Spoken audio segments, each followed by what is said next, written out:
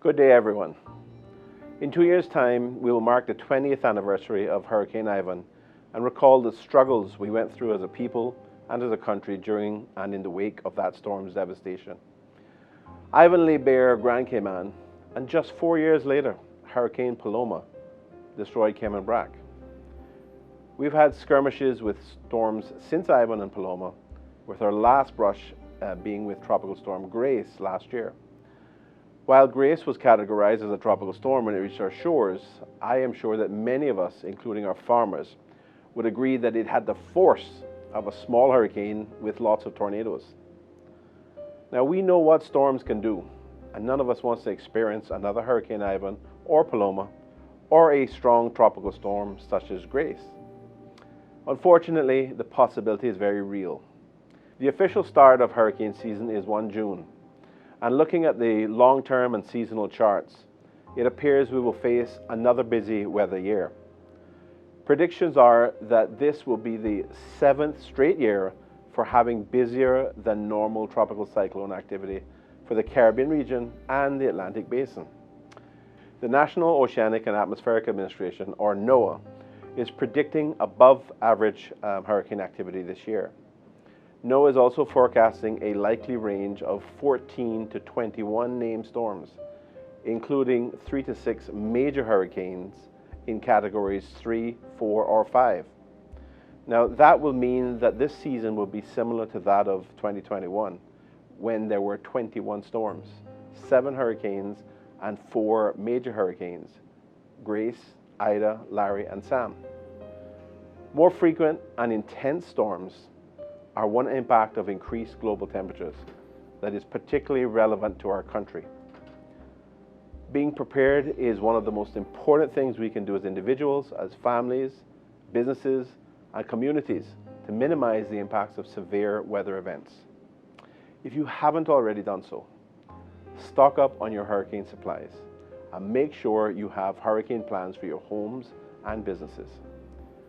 Yes, the predictions are dire, but I have every confidence in the measures that my government, hazard management, the National Weather Service, and others have taken to ensure that we can bravely face any storms that come our way. Earlier this year in March, government launched the National Emergency Notification System mobile application that allows direct communication with all subscribed users in the Cayman Islands in the event of a national emergency or a disaster. The free app delivers emergency alerts directly to subscribers by email or SMS text. Residents and visitors can download the app on their phones by going to nens.gov.ky. Building a national culture of disaster preparedness and resiliency is a collective responsibility, and I encourage all Cayman Islands residents to subscribe to the mobile alert app.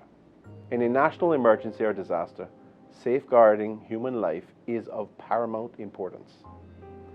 We all have a role to play in following the official guidance from hazard management to prepare for emergencies, but we can't always predict when a disaster or emergency will happen. That's why it's important to download the mobile app so you can stay informed and know what action to take to keep yourself and your loved ones safe in the event of a national incident. Even if you don't have the app, hazard management has many ways by which to communicate with the public in emergencies, including local media, posting to the HMCI website, social media sites, and the radio alert system established in collaboration with the Department of Public Safety. I understand the novelty of watching weather systems form and reading forecasts on social media, but I urge you to monitor official sources on local radio or television for news about any disasters that may befall us. Shelter training has been taking place, and I thank the volunteers who will manage the various shelters throughout all 3 Cayman Islands. They will be doing so while we are still in the throes of the COVID-19 pandemic. So I urge those who attend the shelters to follow COVID protocols and shelter rules. Take your masks, sanitizers, and a stock of food with you, please. Your hurricane plans should include knowing where the nearest shelter to your home is located. If you don't already have a hurricane plan, please make one. You can find great advice at caymanprepared.gov.ky. I repeat, we are still in the midst of the COVID-19 pandemic and have seen our infection numbers spike again. If you have not been vaccinated against the virus, I strongly urge you to do so. If it is time to get your booster, please do so before bad weather hits us. Children age 5 and older are also eligible for the vaccine, so please ensure that they too are protected.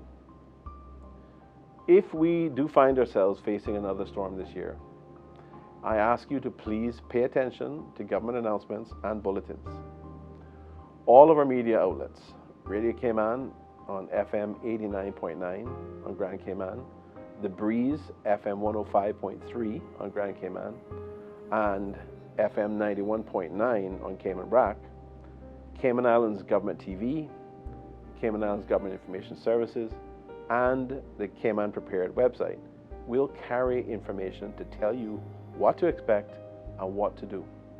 Hazard Management Cayman Islands also works with private media houses that have been diligent each time that we have faced a storm to get out the important and necessary information. While my government will do all it can to help us get through any storm or disaster, each of us must ensure that we have a plan and are prepared to face this year's hurricane season. I pray to God that He will once again spare us and keep our precious islands and their occupants safe from this hurricane season. Thank you.